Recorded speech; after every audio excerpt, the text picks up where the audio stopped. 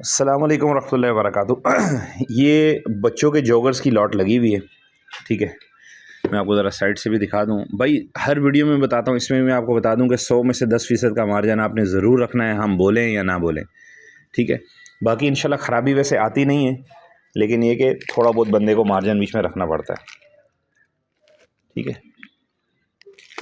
बाकी लाट ऊपर से नीचे तक एक तरह की लाट होगी, ऐसा नहीं होगा कि ऊपर बड़े अच्छे रखे हुए नीचे हल्के रखे हुए, नहीं, ऐसा नहीं है, ठीक है। बस लाट बनाने के लिए इनको सेटिंग से रखना पड़ता है, वरना जगह बहुत ज़्यादा घेरते हैं तो फिर परेशानी बनती है, ठीक है। तो ऊपर नीचे, अच्छा, मैं अक्सर जो 10% का मार्जिन कहता है ना, वो ये होता है, ये देखें आप, ये उतर रहा है इसके ऊपर, लेकिन जब ये उतर जाएगा ये बिल्कुल बेहतरीन हालत में हो जाएगा, साफ़ सुथरा हो जाएगा, ठीक है।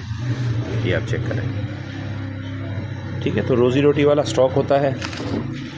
साइडों से भी आप चेक करेंगे इंशाल्लाह किसी के सोल वगैरह ये सब चीज़ें ख़राब नहीं है। तो जिस भाई को चाहिए रब्ता करें। जज़ाकल्लाह।